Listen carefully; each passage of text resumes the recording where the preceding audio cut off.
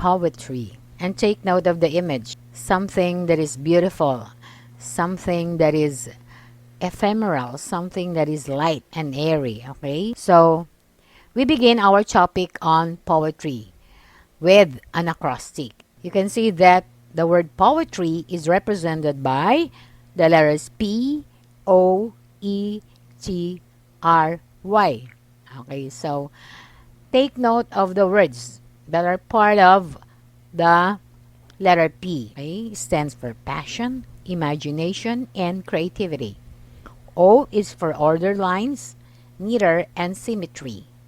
E, expressions of delight, sorrow, and pain. T, truth, fairness, blessing, or bane. R, remembrances of the heart, body, and soul. Y, yours and mine, our stories told. Okay, so this is an original. Spells out a word or represents the words. Okay, so in short, it is the use of letters, and letters are meant to what?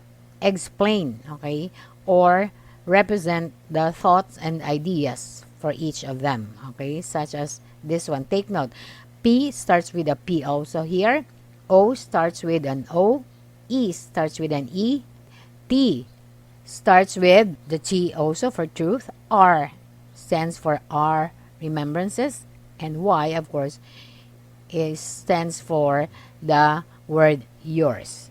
This is the simplest form of poetry. Actually, it is even taught and required in the elementary. Now, an acrostic is a composition, usually in verse, in which sets of letters, just like what we had a while ago, as the initial or final letters of the line are taken in order to form a word or phrase or a regular sequence of letters of the alphabet. So again, it is the simplest kind of poem or verse that we can do. Acrostics can be about anything. Names are a common topic. Try to exercise your imagination and creativity this time. So we will be talking about poetry. There are some definitions here of poetry, and among them we have one from Plutarch. Okay, according to him, painting is silent poetry, and poetry is painting that speaks. From Robert Frost. Okay, from the poem, his famous poem is, I think, one of the most famous is Walking in the Woods on a Snowy Evening. So, poetry is when an emotion has found its thought, and that thought has found words. Okay, so thoughts that became words. And then another one from the great American poet, novelist, Edgar Allan Poe. Poetry is the rhythmic. Okay, so there is the word rhythm here. Rhythmic creation of beauty. To define it properly, poetry is language rearranged in lines. It attempts to recreate emotions and experiences like other forms of creative writing. Take note of its characteristics. It is highly imagistic, from the word image, from your imagination. Okay, what comes to your mind? Okay, even if it is not actually physically there. Okay, written in condensed language or shortened ones, unlike your sentences and paragraphs for your prose. Stylized syntax. What do we mean by syntax here? Anybody who knows the difference between syntax and semantics? What is syntax? What is syntax? Anybody? Oh, what about semantics? For your information, take this down. Semantics has something to do with your choice of words, the words that we use. But when we say syntax, it has to do with the rules of grammar and composition. So take note that most poems, okay, do not follow what? Rules of grammar that strictly. Okay. After all, an artist, a writer, has what we term like a creative license. Okay. You are free, okay, to break the rules of grammar in your attempt to express what is in your imagination.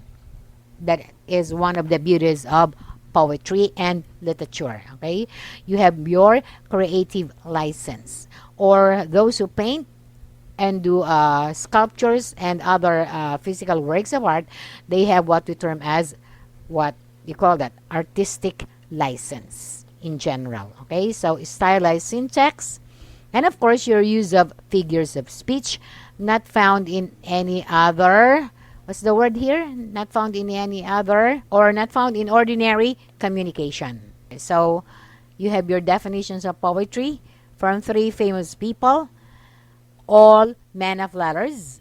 And of course, you have your formal definition of poetry. What is poetry? Now, let us talk about the elements of poetry. First of all, poetry has, or a poem has a theme. Okay? The theme here, just like in your short story, is the central idea or message of the poem. It is the author's, the writer's perception about life or human nature which he shares with the reader. Now, tone. What is tone? Tone is the attitude a writer takes toward a subject. The language he chooses is important because the language chosen, the words chosen, could be playful, it could be bitter, it could be serious, angry, detached, and so on and so forth. It could be ironic. It could be sarcastic. Okay? What about voice? So voice is a word people use to talk about the way poems talk to the reader, because if you read a poem, it is as if, okay, that author is talking to you. The kind of voice projection that a person has whenever we are conversing. So in poetry, the author, okay, is of course trying to talk to his audience or to his reader. Now, the lyric poems and narrative poems are easy to spot by the students. What are lyric poems, by the way? Lyric poems are poems that are meant to be sung or can be applied with music. Actually, all songs are poems, and poems can be made into songs, just like the daffodils, okay? It has its own version of the song. So lyric poems again are poems that can be sung or can be made into or can be applied with music. Now, what are narratives? Now, narratives are, what do you call this?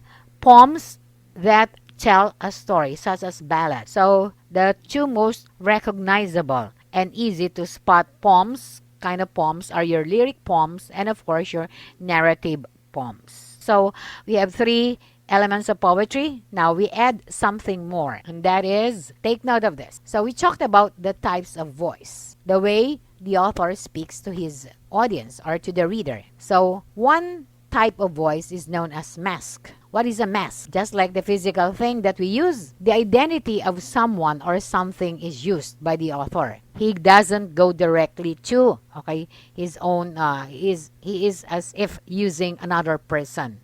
So he is in effect a masked person, okay? And you know what apostrophe is, okay? In your figures of speech, we know that apostrophe is an address to something or to somebody. Now, the kind of voice projected by a poem can be an apostrophe because it is good for wondering, asking, or offering. For example, the poem Trees by Joyce Kilmer. I think that I shall never see a poem as lovely as a tree whose hungry mouth is pressed against the earth-flowing breast, a tree that looks at God all day and lifts its leafy arms to pray, a tree that may in summer wear a nest of robins in her hair, upon whose bosom snow has lain, who intimately lives with rain. Poems are made by fools like me, but only God can make a tree. So what about this one? Conversation is a kind of dialogue within the poem. Now, of course, the fourth, okay, element of poetry is the stanza. It's a group of lines that form a unit of poetry. It is roughly comparable to the paragraph in prose. So in prose, you have your sentences, and the sentences are grouped together into paragraphs to express one thought or one main idea. However, in poetry, you have your ideas inside the stanzas. Now, commonly used stanzas are, of course, your couplets made up of 2 lines, terza rima or 3 lines, quatrains, which means, okay, they are made up of 4 lines, cinquains, 5 lines, rime royale or 7 lines, ottava rima or 8 lines. And the last one is the Spencerian stanza, made up of 9 lines. Okay? Now, this is the fifth. Okay? The fifth element of poetry is sound. One of the most important element, okay, in poetry. It is created by the author by the use of figures of speech. That is why we have two types of your figures of speech. Those that create sounds and those that evoke emotions. And commonly, those that create sounds are, of course, they also produce melody, like in alliteration, assonance, consonance, and onomatopoeia. Again, what is alliteration? Okay, now alliteration, again, there are 4 figures of speech that create sounds or are meant to create sounds. So when you say alliteration, they refer to the initial sound, the initial consonant sound of the words. For example, the sentence, dusk demands daylight. Okay, dusk demands daylight. So dusk here, D, repeated with the word demand and with the word daylight. Okay, so it is, again, alliteration is the repetition of the initial consonant sound of a word. Now, what about your assonance? The repetition of the vowel sounds in the words, such as it beats, as it weeps, as it cleans. The E sound is repeated in the 3 words of beat, sweep, and clean. Okay, or cleans. They have in phonetics, you have the long E sound in those 3 words. Okay, now what about consonants? How is it different from your alliteration? From the word itself, consonants, meaning to say, the consonant sounds are repeated not in the beginning of the word, but at the end of a word. For example, once you go black, you can never go back. Okay? The repetition of what? The K sound. Okay? Black and back. Okay? And of course, onomatopoeia is, so this is the use of words that imitate the sounds associated with the objects they refer to. For example, the clock's tick-tocks remind the old man of his impending death. So the clock's tick-tock remind the old man of his impending death. Tick-tock, tick-tock, says the clock. Aside from sound, we also have rhythm. This is pronounced as rhythm. Hard theta sound for the TH here, rhythm. The rhythm refers to the pattern or beat of stressed and unstressed syllables in a line of poetry. And of course, we don't have to discuss your figures of speech anymore. So they are figurative language that communicate ideas beyond the literal meaning of the words. They are not exactly grammatically correct, okay, if you are talking about syntax, but still is because of usage and familiarity, and they represent ideas far beyond, okay, our ordinary meaning of words. Then of course we call them figures of speech, or in other words, figurative language.